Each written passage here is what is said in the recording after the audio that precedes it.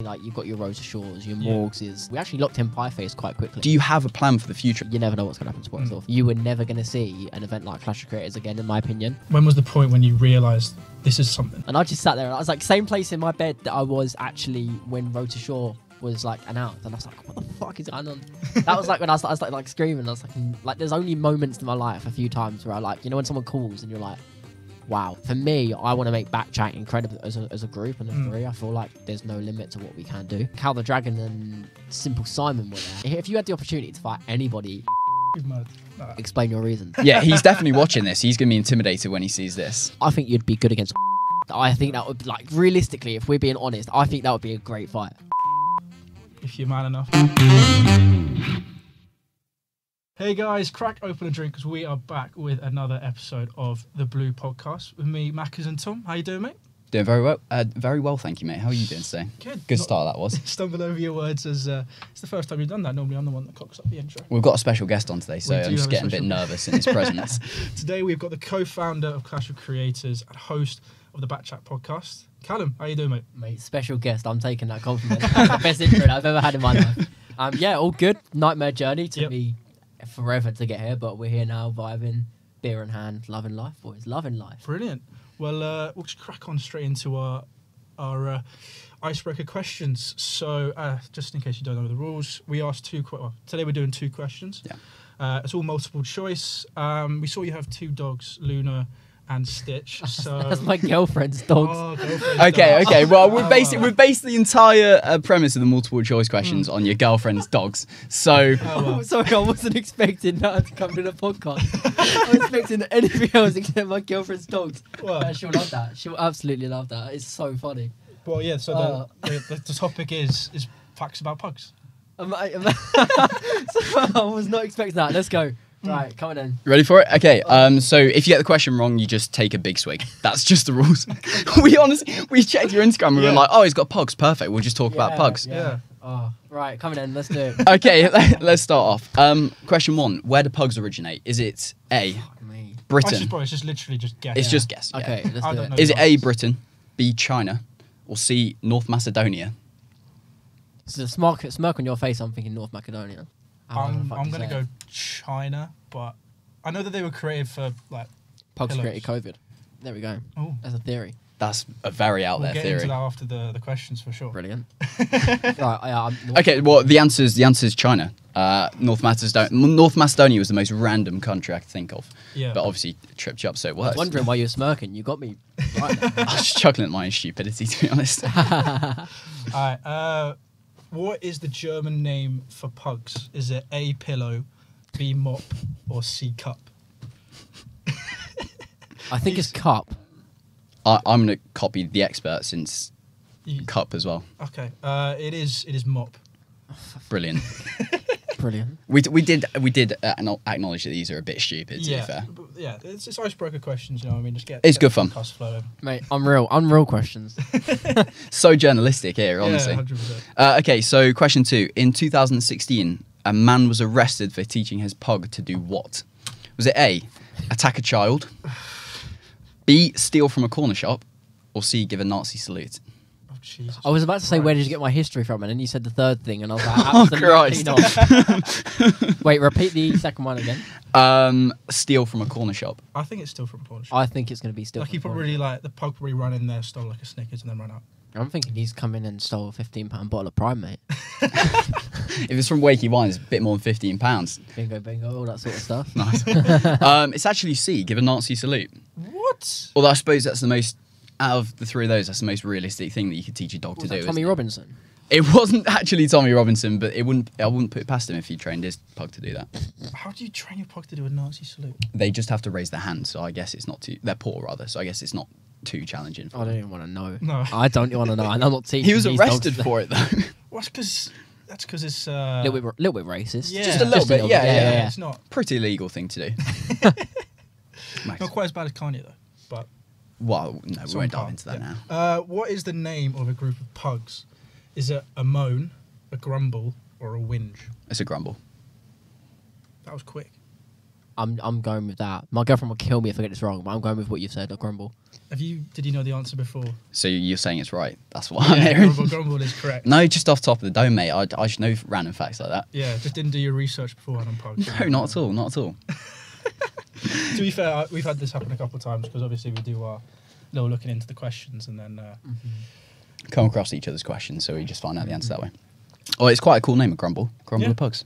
Yeah. Sounds better than giving someone a Nazi salute. I'll tell you that. It sounds a lot better than that, doesn't it? A lot of things sound a lot better than that, to be fair. Anyway, Callum, so we're going to dive straight into your history on YouTube and social media, and I think there's no better place to start than Clash of Creators. You're obviously fairly well known for being a co-creator of that. Do you want to just talk to us about how that kind of formed? Yeah, so Clash of Creators started in 2020. I just left secondary school because of COVID and GCSEs didn't happen, and I felt like it was a perfect opportunity. I wasn't on Twitter or anything. I didn't really know anyone within the community before Clash. And then I got myself on Twitter and just sort of started talking to people, community. We started doing like rating YouTubers and that sort of stuff in lockdown and whatever. And yeah, I just sort of saw that the Sidemen were thinking of coming back for a charity event, and I was like, well, why don't I just tweet something out and be like, oh, there's nothing for small creators. You always see the division of upload event or summer in a city where it's always big creators meeting smaller creators, but why don't you merge the two together and bring the community together? And yeah, it did really well. Got in contact with the co-founder Tom Sharman, who my friend sort of like referred me to, and from then just got chatting, and I feel like he liked my pitch towards him, introduced myself and just went, this is what I want to do, here's the vision, and then we just went from there, and then from there it just went from strength to strength. Yeah, we knew a few people beforehand in the industry. It wasn't a massive network, it was sort of the players were growing as the event was, and yeah, I couldn't have asked for a better day. I think it went really well. Unreal, Yeah, to be honest really with you. Who were the content creators you had kind of at first in the first pool? Or? Yeah, so we had like, I'm quite good friends with like Brandonio, who has like 400k. Okay. There was like a few others. I'm trying to think, like Casey Barker. Okay. Etc. Etc. So all of those sort of like group of people, and then obviously like you've got your Rosa Shores, your Morgses, and all of those who then joined a little bit later. But yeah, we had a few people. We actually locked in Pieface quite quickly. Oh yeah. We emailed him, and I think at first he was like, can you pay for my train? I was like, absolutely. Like, yeah, if that means that you want to come down to our event. And it turns out like that become like a massive meme of Pieface, like Prime Yashin. Yeah. And I actually think the Sidemen got him in because they saw Clash of Creators. Well, you can definitely say that at least. Yashin. Yeah, like, I think that was the reason why. So I hope that we've left a bit of a legacy and helped people sort of like establish some football creators within Clash of Creators. Yeah. No, absolutely. And we're going to touch on sort of the charity behind it and the mental health side a bit later in the podcast. But do you have a plan for the future of it? Because obviously it's sort of suspended indefinitely at the moment. Yeah, so we're talking and stuff like that. Sort of it's been put to a pause at the moment because just life is so different, etc. But I think we are working on trying to bring it back, etc. But time will tell. It's still a conversation that I've not had with the team or whatever about whether it is definitely coming back. I personally would love for it to come back, but again, it's like working behind the scenes is so much harder than what you think. We were so close to doing another one in 2022, but just like things broke down. Yeah. That was out of our control. But yeah, it has been left on a little bit of a downer, which I don't want the event to be seen as because it was such a great event. Yeah. So hopefully, there's a bit more sort of like respect towards it and whatever. And hopefully we can see another Clash of Creators. But I don't know. Tomorrow's never... You never know what's going to happen to sports thing. Yeah, absolutely, Yeah. absolutely. So it's one of them. If you were to do another Clash of Creators soon, would you still aim for the smaller creators? Yeah, I would never change it. Yeah. I never want to be like the Sidemen because I don't think the Clash of Creators is anything like the Sidemen. People who compare it and be like, oh, it's not as big or whatever, it's nothing like it. You were never going to see an event like Clash of Creators again, in my opinion, where you bring literally small community and big community together. And I personally think that now you can see like smaller YouTubers getting editing jobs for bigger YouTubers, etc. Because there's more trust in these smaller creators. And actually, you value them for their content rather than their subscribers now. And I feel like Clash of Creators was a big part of that. Yeah. So I would never change it. I mean, for me, I'm not quite on the levels of these big YouTubers like as of yet, but I hope that I'm respected enough by that community because of what we've done. So I think value and effort and talent should be a main priority more than actually just having numbers. Yeah, if you know what I mean. Quality over quantity, almost. Yeah, sort of like that. Yeah. All right. No, definitely.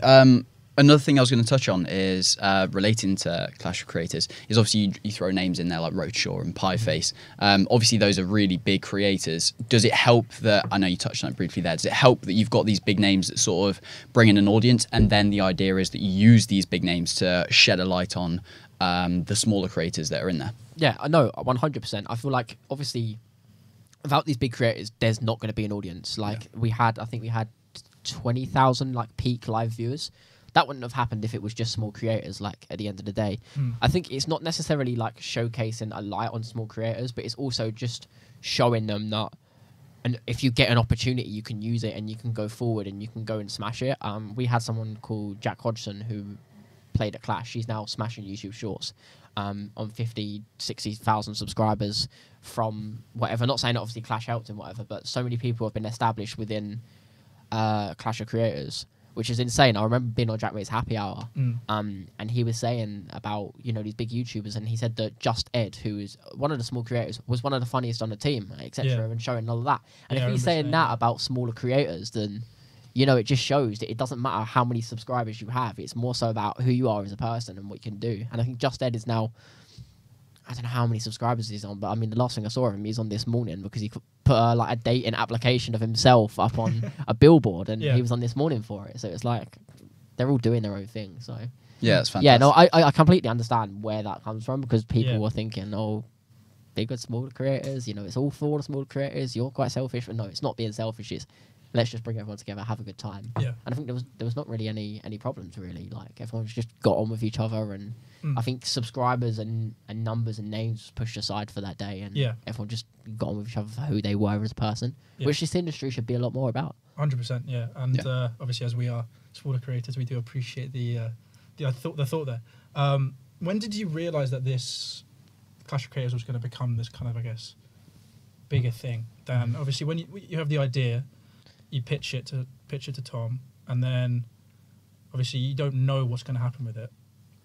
And then when was the point when you realised this is something? So it's one of them things where it's like it was a steady progress. I mean, I started jumping on meetings in June 2020, and we didn't actually launch the thing till November the 1st. It was like four months before actually releasing it. And I think we released it, and things were going well. We had the backing of the small community. It was good to see an event back.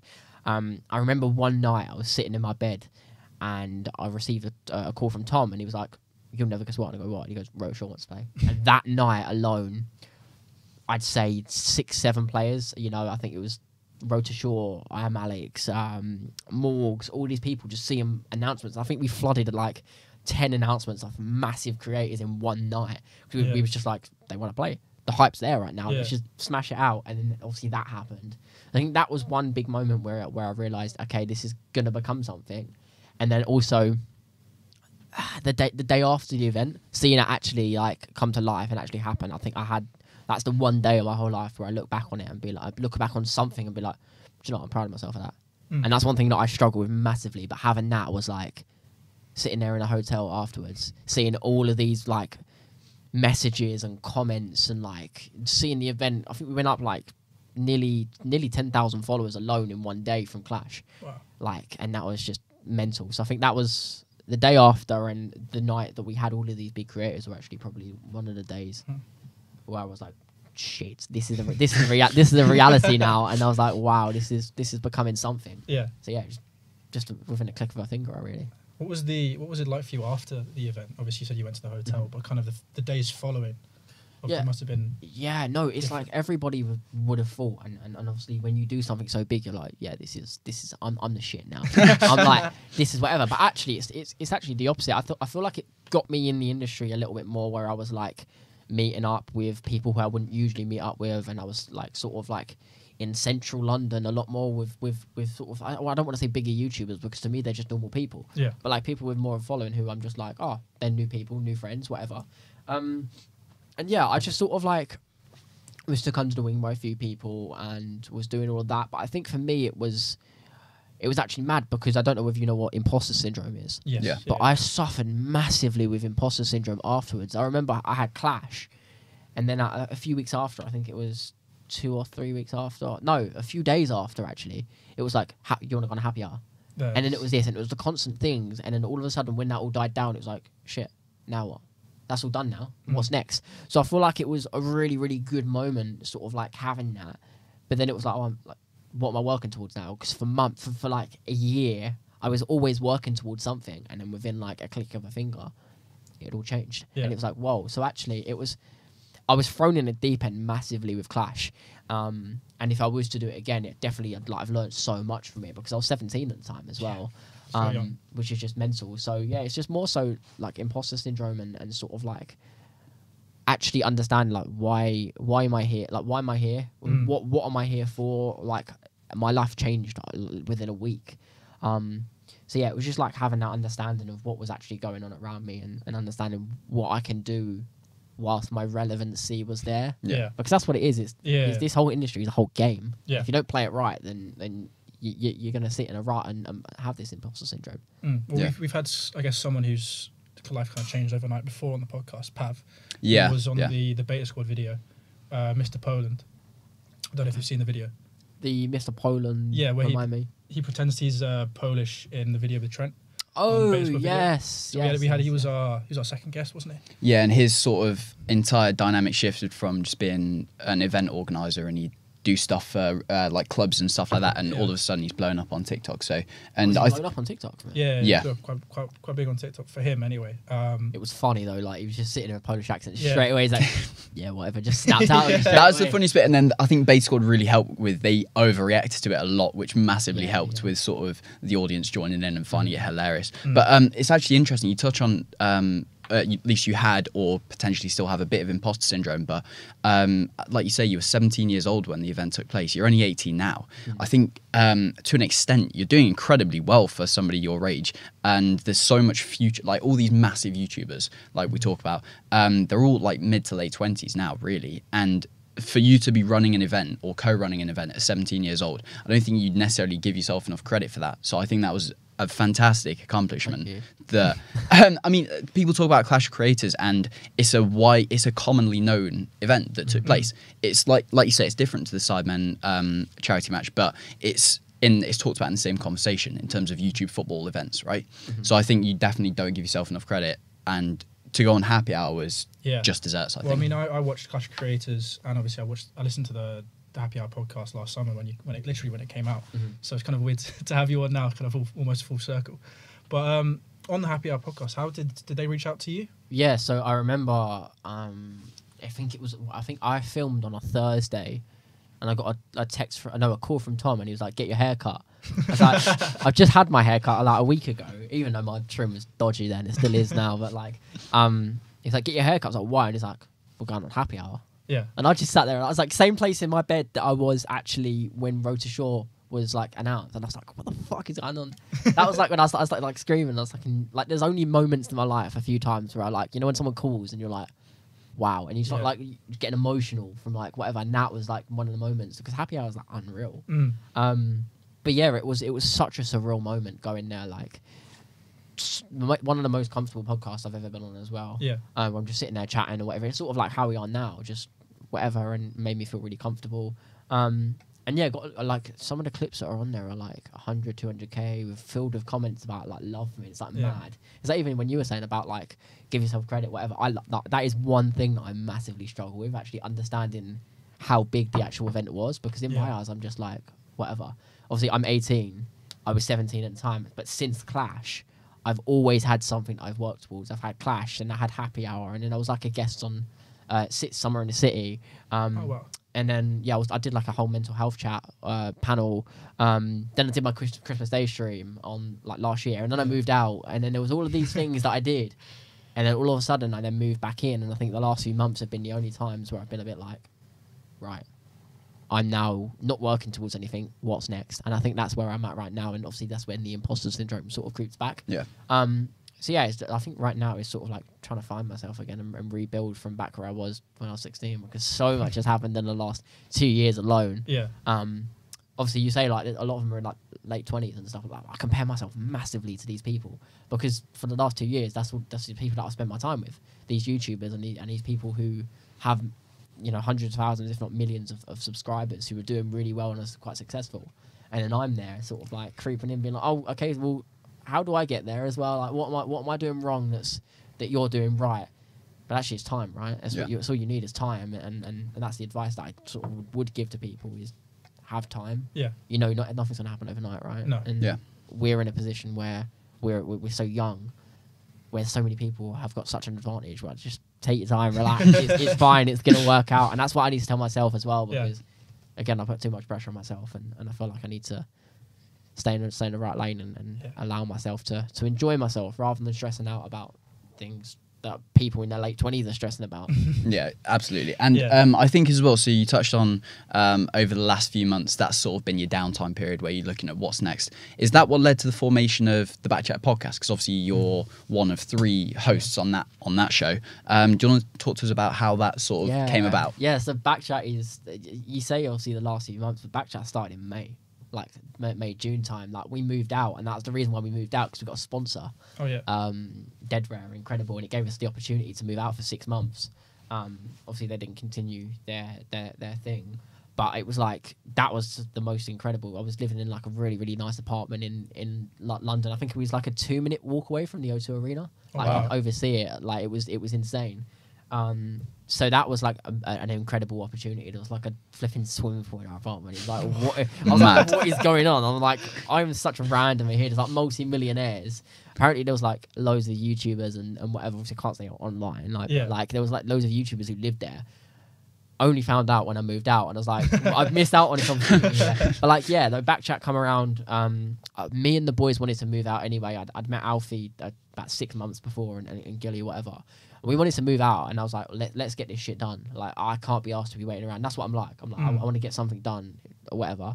I was like about to sell something, so I was going to come into some money. That didn't end up working out, but eventually I was like, well, why don't we try and get a sponsor? Yeah. Alfie knew someone. We got in contact with them, and yeah, they just offered us a great sum for 6 months, and then we went and moved on from there, and then yeah, it's now doing really well. I mean, it's flipping. We see better results just us 3 rather than getting like big guests on, and it's like nuts. Well, yeah, people are tuning in for you rather than it's the mental, guests. man. Like, obviously, TikTok is such a crazy place.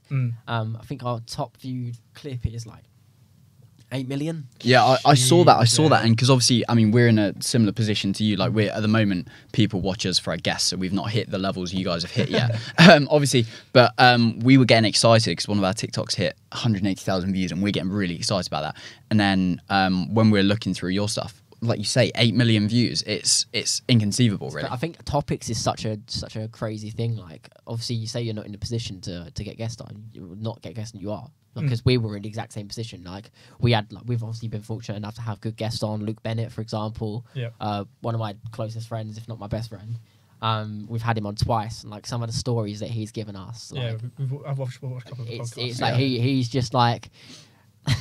You see stuff talking about like him. Like, obviously we have no filter, so we asked him like what his favourite sexual position is, and he's loving it. And it's like, so there's that, and obviously we've had like Big C, the Don, Bambino, Becky, like incredible guests on. But I feel like once you find your niche, whatever, we talk about obviously a lot of non-PG stuff. Yeah, I think we're a little bit better now. When we started the podcast, we were like, it's fresh 18-year-olds. Let's go on lads' holidays. Fucking talk about sex and stuff. We're all now in relationships, and we're like, what the fuck? What were we doing? What were we doing? I feel like we're sort of like, I say that our last episode was literally talking about sex again. But yeah, I think we're just in a position where we're just like, let's find things that people relate to. I think we had like a clip recently that hit 500k where I was talking about what I got my girlfriend for Christmas, which was a flippy coin. Like, it's just stuff that people can relate to. It's not necessarily that. And sort of like how the clip looks is so important to us. Obviously, we have like a watermark in the bottom right, and then like pop-up effects from subtitles and stuff. So it's all about how it looks and what you say. So there is a way around it. It's just necessarily how you do it. Yeah. So are you taking notes, Mackers? Because I think we need to replicate some of this stuff here. Yeah, but no, it takes a while. It took us like 3 months to hit like 7k, and then within like 2-3 months with them, we're now on like 45k followers, which for a podcast account is fairly decent. Yeah, it is good. And I know that this year hopefully can be the year that we build it as a brand.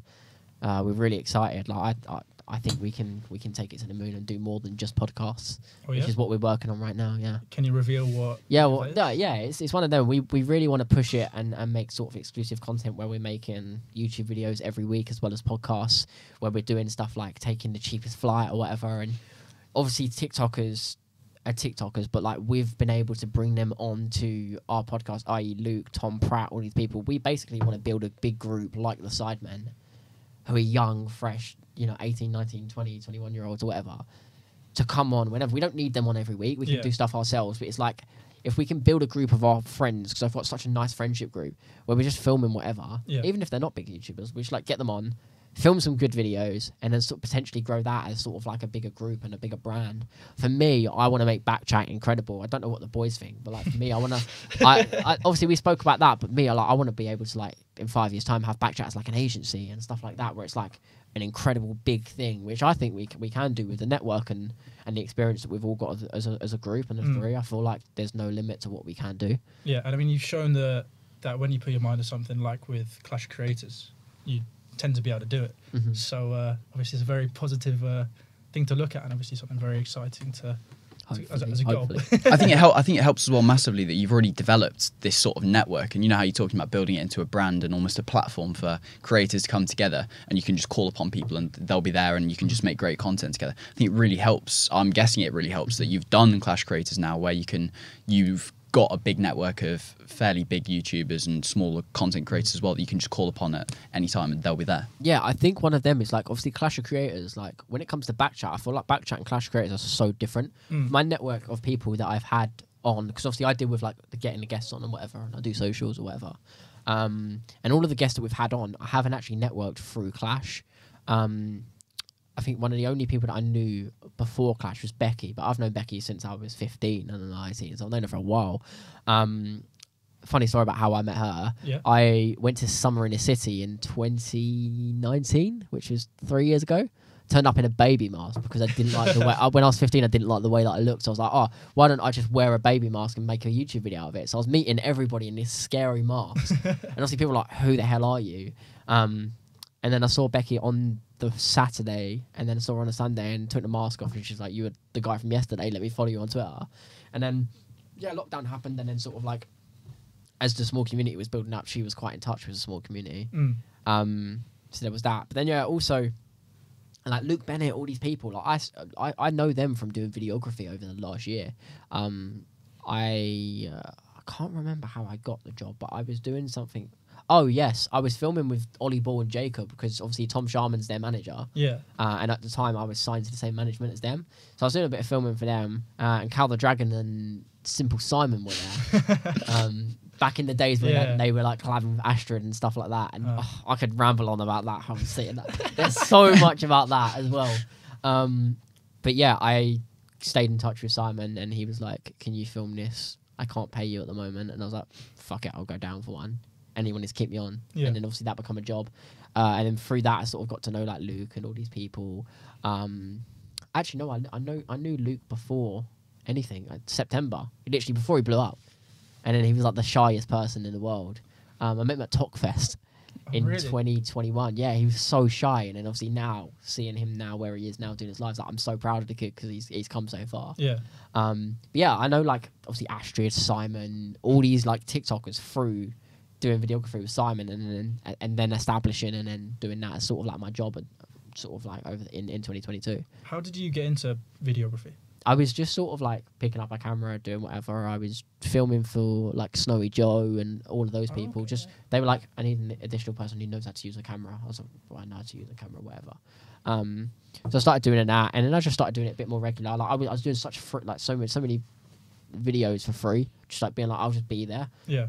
For like months on end, and then obviously then it picked up a little bit more where I'd sort of established my skills. Never really like just self-taught, just like whatever. And then yeah, just sort of like picked up more clients, and then there was more of a demand for videographers or whatever, and sort of like here now where I'm a bit like, Is there something you're still doing, or are you more focused on? yeah, I mean, I can't really say at the moment because I think it falls through, but I've got like a potential opportunity to work with an incredible, like two incredible people, like, basically on a full-time basis, which could be starting next month. At the minute, it's very quiet, but hopefully that's like the next chapter for what's next. Yeah. But yeah, that's hopefully something I'm looking forward to. So That's good. I was going to ask, you said you film a lot for that like sort of TikTok group, obviously Astrid, Luke Bennett, Cal the Dragon. Yeah. Do you have any, could you mention, I don't know if it's something you can reveal, just one like crazy behind the scenes story? Obviously they're quite a wild group, wow. I mean, I've yeah. but here we go. So, do you know Lana Wolf? I can't say I do. I don't either, but Oh no, I won't tell you that story then. okay. Basically, we was at a nightclub, Tiger, Central London. Oh yeah. And she was basically just Simple Simon was lying down, and she was just basically just like grinding on him in the middle of a nightclub. What with the just everyone watching? What was the age gap there? He's like what 52. Yeah. She's like 26. Crikey. Nice. But I'm trying to think of other things, like nothing like outrageous. Yeah. Obviously, like been on nights out with these people and whatever, and that's just like casual. Like they're just doing whatever. Yeah, I think the maddest thing I think is obviously publicly the whole Simple Simon and Astrid thing. I was smack bang in the middle of it all. Obviously working for both of them when they were both fighting in the Kingpin event. So doing all of whatever stuff, YouTube for Astrid, YouTube for Simon. Simon didn't like Astrid. Simon didn't like the fact that I was filming for her. Yeah. And then clashed out, and that's how I actually lost my job with Simon, because he didn't like the fact that I was filming with Astrid. She basically asked to pay. She was going to pay double for me to film for her on the fight week of the Kingpin, which she pulled out. Yeah. But like naturally, she's like, I'll pay you double for what Simon's paying you. Like, can you come and fight? You can still film for Simon whenever, but just for that 1 week, can you film for me? And I was like, obviously, it's double money for a Understandable. few days, and it was like right outside my flat. I didn't even need to like leave my flat. It was whatever at the press conference against Elle Brooke. Oh, okay. Astrid was at my flat. The day her whole team were with me in my flat. We walked together to the event. That prime bottle that she took was mine. Really? Yeah, and then Matthews took it. So like all of that stuff. So I was obviously behind the scenes working for her then, and then he was just like, right, let's just call it a day. If you want to pick her over me, then cool. I don't want to film. Don't want you filming with me no more.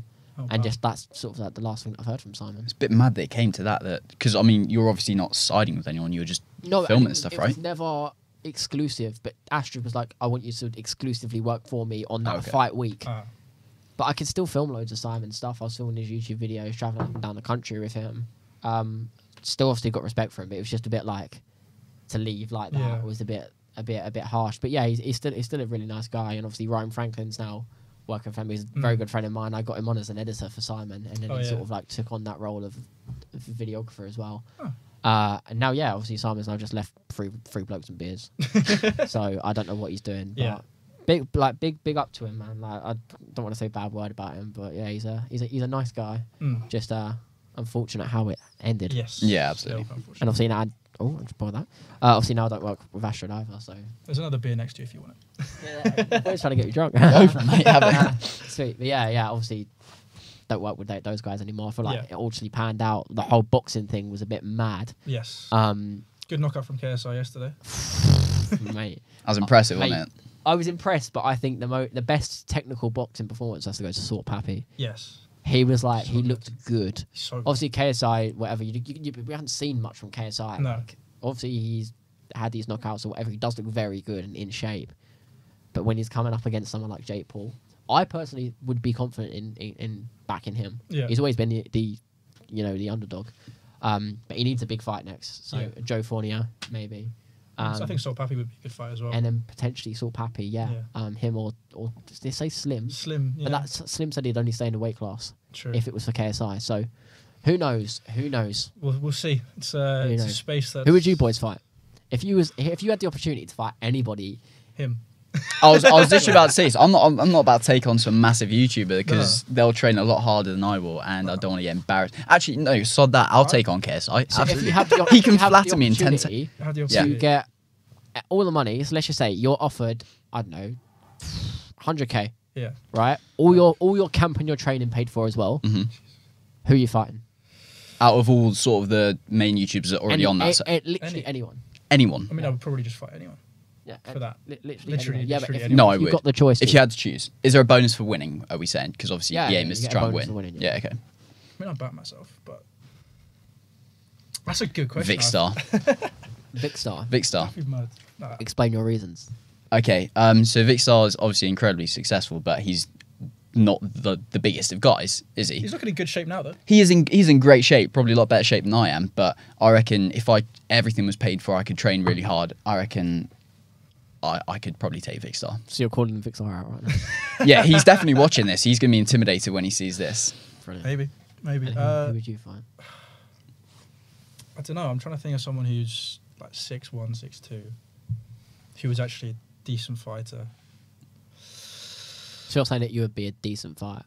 Yeah, I would back myself. But that's just because I've been... I think you'd be good against Ollie Ball. Genuinely. Is it the mullet? Is that the... No, but he's training a little Yeah. bit. He's like within 6 foot. Mm. I think you versus Ollie Ball on a Misfits card. That'd be sick. I'd love to... I think that would, like, realistically, if we're being honest, I think that would be a great fight. Yeah, That would. Call him out. Look at straight down in the camera. Call him out right now. I know he's seeing it.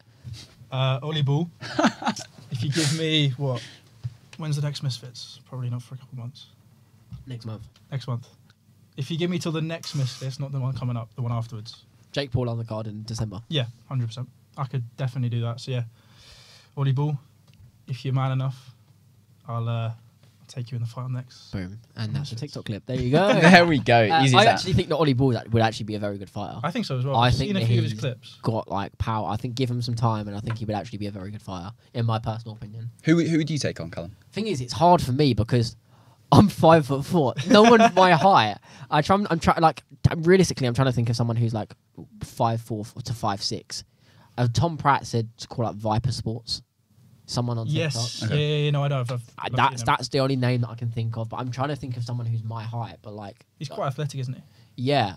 So I was, and then I found beer and stuff. And Yeah. now I'm We all a have. 6-pack of rolls. But realistically, like, if someone wants it, Yeah, and I would love to fight. 100%. I would like genuinely, like, more than anything else in the world, if I was offered a free camp, I would do it tomorrow. And I would do it because I've always wanted to get in shape. I've always been good into fitness, and if I was offered to box, I think that it would literally change my life in my personal opinion. And I always am someone who, if I get something, I will want to go for it 100,000,000%. No, I totally agree. So if I ever get the opportunity to fight on any card, You just gotta find someone who's... that's what I want to do. That's why I want to grow my socials. That's one thing that, like, an opportunity. Obviously, people are like, oh, I want to go to events. I want to travel the world. I want to be on a boxing card. Genuinely. That's pretty cool. Yeah, well, there's also the massive benefits that come with that. There's so many eyes watching those fights. I mean, if you're watching the KSI fight, the chances are you're going to watch from the start anyway. So everyone on the undercards getting viewed by millions. It also gets you in great shape. I was about to say that. yeah. Literally, like, I think that's the one time that I'd look at myself and be like, I'm proud of myself. For looking at the way that I look like, Yeah, I think I'd be so happy 100%. 100%. with that. Sorry. No, go for it. But yeah, I think getting in shape, I'd be able to look at myself and be like, do you know what? Yeah. Fair fucking play. If I got in the same shape I was in the summer. Yeah, he got into shape over the summer, and now that's his personality. Yeah, pretty much. Is that what you tell everyone? Just sort of like, look at me. This No, is to be where fair, I was. I didn't really show off. I did do a podcast. No, yeah, he did. Don't It was show because that it was head. such Oh my a. God. That is I will zoom in on that. shocking. in post. Please don't. That is absolutely shocking. It's fucking terrible. No, I No think saying it's because it was such a transformation for you, wasn't Yeah. it? That it was I like worth 95 recording. kilos of What motivated you to do that? What gives you motivation? myself, personal growth. Yeah. Fully, always. Because I kind of looked at myself and I went, I want to be the person that I want to be. It helped that I went to America. Tell us about that. Did Camp America for 10 weeks. What's and that? I met Oh, is that like the summer thing? Yeah. Yeah, So I was yeah, director of sailing there, teaching kids to sail. Like, That's not actually. That's by the way, that's ended up actually all right. yeah, That's it's not too shabby, bad. is it, really? It's not too bad. But yeah, so that was just my motivation was personal growth. That's sick though. So that summer camp gates, that's stepping out your comfort zone. Yeah, I did that. Gave And you then that also I went to motivation. COS for 2 months to work as well. Sick, So man. literally Life went to experiences. 2 different countries didn't know anyone when I went. Sick. Love it. Sick. And now we're doing the podcast. Yeah, That it thing is, actually when did you stem step from out your comfort zone, it forces you to become the best version of Oh, yourself. 100%. Like if you're like, oh, I don't know what to do. Whereas if you're in your room and you're in your bed, you're just a bit like, oh, I'm stuck in a rut now. Like I've got no motivation to be able to go up and do something. Whereas if you're pushed out and you're in a place that you don't know where you are, you don't know who these people are, you're forced to actually make something of yourself. Motivates you so much. I feel like that's what people need to do is push themselves out there a little bit more. Do you want to touch on obviously your charity choice as well for the Yes. Clash of Creators? Obviously, mental health is quite a big thing for you. Do you want to touch on that from your? Yeah, so mental health has always been a big thing for me. I've always been like a firm believer of like, I've been through things since a young age. Obviously, I'm very very lucky. Like I've got parents who love me, all that sort of stuff. Like I'm not saying that. Obviously, I know people are in positions, but I've been through life experiences, and I want to be able to actually use those experiences in a way to make sure that no one else goes through sort of like a hard time or anything like that. Like there's so many young people these days who have the pressure of social media, and you know there's so much bullying going on in schools because of what someone's Instagram post looks like or whatever. So I feel like for me, mental health is such a big thing. I post a lot of TikTok videos about like, advice videos and giving people advice, and I felt like it was really fitting to do Clash of Creators for bringing everyone together and stuff like that. And you know everyone's mental health was affected in lockdown. Obviously big thing that happened in lockdown was we started Clash of Creators. We come out of lockdown. I start college, lose my dad. Big thing for me. And it's sort of like I didn't want to sit in a rut. And that was sort of like my coping mechanism, Clash of Creators, to get through losing my dad was working and getting up each and every day. I'd left college because I was like, I can't deal with being around people. So I sat at home, was on Zoom meetings pretty much every single day from the minute I woke up to the minute I went to sleep for months on end. And I mean, Clash of Creators, yeah, it was all in memory. Say all in memory. It was a lot of it was in memory of my dad, and helping those who sort of like didn't feel like they could get through lockdown, got through it, and it's sort of like as a reward, being like, well done. Go meet all your friends that you've met in lockdown. Go meet your favorite YouTubers and have a good day. And I feel like obviously we say about the Sidemen and we say stuff like that. There's never been an event that's such a community feel like Clash of Creators was. And to see people so happy and smiling. And I know so many people that met their friends for the first time. I met so many people for the first time. Yeah. It was just a positive day. And yeah, it's one of the best days of my life. And it's something that, again, I would love to have happen again. Realistically, I don't know what's going to happen next. But it's always going to hold a place in my heart. And knowing that, you know, my mum, my sister, my niece and my nephew were there as well was such a proud moment, knowing that obviously it was all in memory of my dad as well. Yeah, that's fantastic. And I guess on that quite beautiful note, yes, thank you very much for coming on the podcast. Mate, absolutely. Thank you for having me. Honestly, I really appreciate it. You got good at that. Bye-bye. I did so well for the whole time. And I messed up words. You got a really good thing going for you guys, genuinely. And, thank you very much. I appreciate that. Keep smashing it. Keep going. And get some good guests on. I'm going to try and think of somebody who should come on. We have been. Who do you have been speaking? We to actually Luke. spoke to Luke Bennett, and he said he'll come on, but we don't have a date yet, sorted. Luke, you strange guy. Get on, mate. I'll actually message him. I'm trying to think of someone else I can get on for you boys. Anyway, we'll speak about it after the podcast. We'll speak about it. Yeah. No. Yeah, thank you very much for coming on, Good. Callum. It's been brilliant. I can't get over the fact that you mentioned my girlfriend's dogs. I'm sorry, I know we started back on that, but no, mental. No, I appreciate it, boys. Genuinely. Perfect. And thank you very much, guys, for watching. Check out Callum. Is there anything you want to shout out quickly? Shout out girlfriend's dogs. There you go. I don't know at the moment. I don't know what to shout out at the moment. Watch the Backchat podcast. There we go. Yeah, it's very good. Watch the Backchat podcast. We'll have a link in the description for you. Yeah, if you want to hear about sex and unfiltered things. No, I'm acting like we talk about sex all the fucking time. We don't. If you want to talk about young things that young people talk about, then there you go. Watch Backchat podcast. Perfect. Well, yeah, check that out, and we'll see. No, I won't say that because I said that last time, and it apparently means a different word. Looking forward to a podcast next Tuesday. That's the best way of saying it. That's the best way to put it. See you in the next episode. Yes. See you in the next I'll episode. explain what I mean Smashed after, it in the after end. the podcast. Like the video if you enjoyed it. Subscribe if you're new around here. And we'll see you guys very soon. Cheers. Cheers, guys. Sweet.